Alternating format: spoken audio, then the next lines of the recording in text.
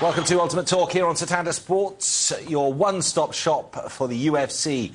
Dan Hardy is at the Wildcard Gym in LA. Coming up, an interview with the Outlaw. And Andre Winner and Ross Pearson, they're in the studio to discuss the latest series of The Ultimate Fighter. And a warm welcome to Gareth A. Davis from the Daily Telegraph and Mark Gilbert from The Sun, also here, not to be mistaken with our fighters who are coming in a little bit later. How are you both? Gareth? Good evening. It's nice to be back with Rodri the Valley Commando to give you your octagon name. Thank you. It is my octagon name, and one day might see me in there in some charitable fight. Dare I say it? Yeah, you've said it now. So if we're looking for a white-collar fighter in the octagon one night, you're the man then, yeah? Thank you, Gareth. And how are you, Mark? You all right? Yeah, very well, very well. All right, you can help publicise the fight, Mark. Absolutely. We've got a lot to get through this evening, so strap yourselves in. Remember, you can contact us with your suggestions. Email us at views@setanta.com. Views@setanta.com. You can text us as well. It's 6300, 6300. Start those texts with the word views, and they'll be charged at your standard network rate. We'll start with Dan Hardy. Shall we? Dan Hardy? Yep, why not? They're happy. OK. He's in the United States preparing for his upcoming fight against Marcus Davis in June. Dan is working with Freddie Roach at the world-famous Trainers Wildcard Gym, a long way from home. But that didn't stop Gareth catching up with him last week.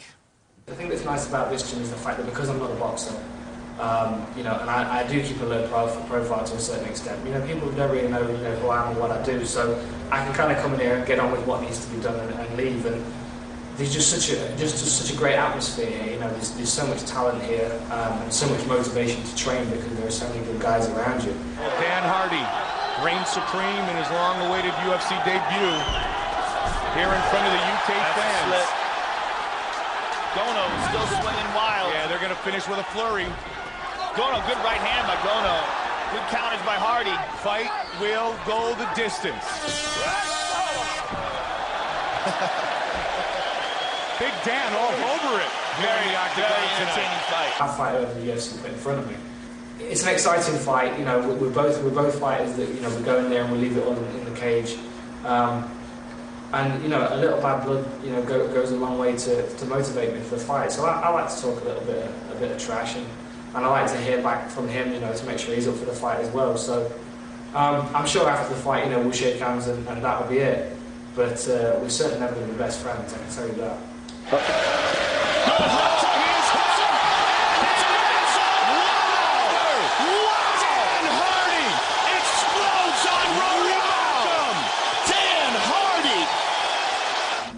I'm walking down the aisle, and in the breakfast cereals aisle, I saw a box of Lucky Charms with the little Irish character on the front, and all of a sudden I thought Marcus Davis.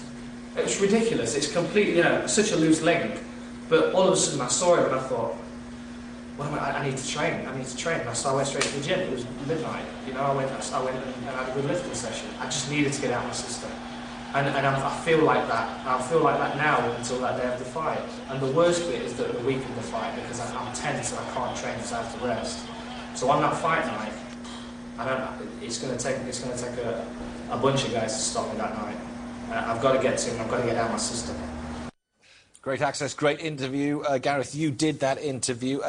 Dan working with Freddie Roach, he means business, doesn't he? He does, and he does mean business. The last statement there, it's going to take a bunch of guys to stop me in Cologne, where the fight is, obviously, in June.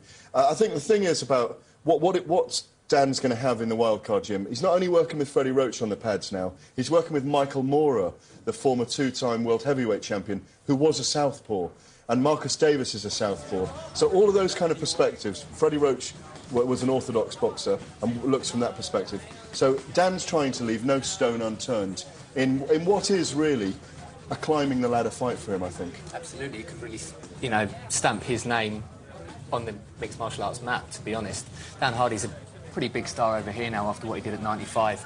But he needs to really seal that legacy in the States, and I think by beating Marcus Davis he can do that. It says a lot about him, though, that he's prepared to take all this on board and suck all that experience, as opposed to thinking, listen, you know, You know, I've done well, and I've got what it takes. But Dan's been going over there for some time, and it's a lot of the guys in the UK have wanted to get on in MMA.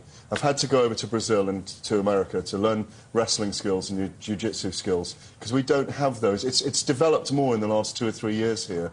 You know, we're hearing it more and more that gyms, some of the top coaches in the world are coming over here now, but those guys need to make those sojourns to the other countries. It's almost like the young warrior leaving the village for his rite of passage into manhood. And I think what Dan's done several times now is lived, not on the streets, but I know the first few times he went over to LA, he's kind of, renting cheap places in East LA and taking 3 buses across town when he had no money, and he's eating 2 tins of tuna a day, going to 3 different gyms. And you need to do that, I think. You need to get in amongst the spit and sawdust and the mats of those areas to kind of develop your skills, and that's what Dan's doing, and I think more and more British fighters will do the same thing. Mark, what does it say about the MMA when one of its rising stars are training with the best in the business? It's a massive endorsement for how far the sport's come in such a very short space of time. I think Bisping won the Ultimate Fighter in 2006, I think it was, and he could walk down the street and not be recognised in Britain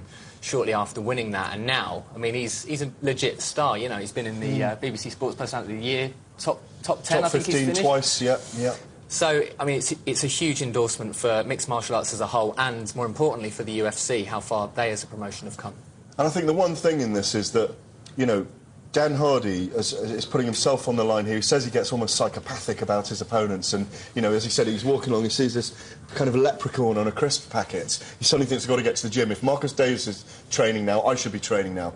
And I think that kind of intensity it speaks volumes about Dan, and I think there's the fact that he's put himself on the line for this. If he beats Marcus Davis, he does go up. If he loses, he will be put in that journeyman category in the welterweight division, because that's what's happened to Davis over and over again. OK, let's move on. We've got a lot to pack in and look at the stories making the news this week. If you thought Mark the Hammer Coleman's battering at the hands of Shogun Rua in January should have sent him into retirement, the NSAC board clearly weren't they were watching something else, obviously. The ground and pound pioneers being granted a 1-fight licence to fight Stephan Bonner at UFC 100. Headlining the Las Vegas event is the heavyweight contest between Brock Lesnar and Frank Mir. Paulo Thiago will look to build on his TKO over Josh Koscheck at UFC 95 when he goes up against John Fitch. Our own Michael Bisping goes up against Dan Henderson, while at welterweight, GSP fights Thiago Alves. Yoshihiro Akiyama will fight Alan the Talent Belcher, seen here beating Ed Herman by a split decision last September. It's early days, but UFC 102 now seems the likely host of light heavies Brandon Vera against Matt Hamill. Nothing's confirmed, but the fight's set to move from UFC 101 in Philadelphia to the August event in Portland, where we could also see Junior Dos Santos fight Justin McCulley. Mark, Matt Hamill against Brandon Vera, is that fight one you like to see? It's not the most exciting fight of the year. I think a lot of fans would probably agree with that. They've both got something to prove. Matt Hamill probably made his best known for losing against Michael Bisping in quite controversial circumstances over here. I think it was UFC 75.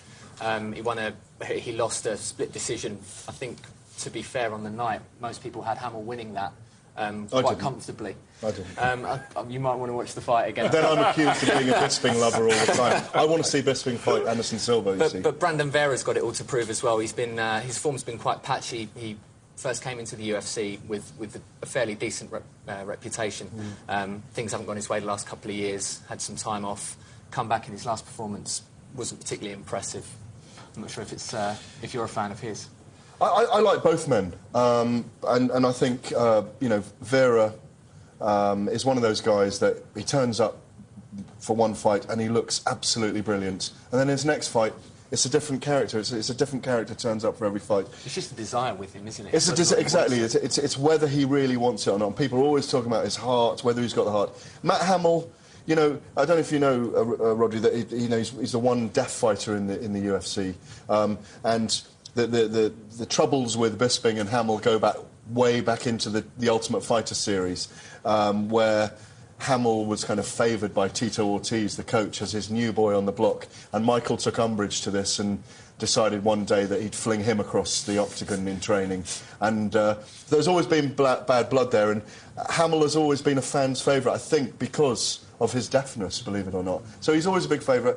Very powerful guy, incredibly powerful wrestler, getting better all the time. Now then, Shogun Rua fights this weekend against Chuck Liddell. Now, I know you're not one to be outspoken, Gareth, but you have been in the past about Chuck, haven't you?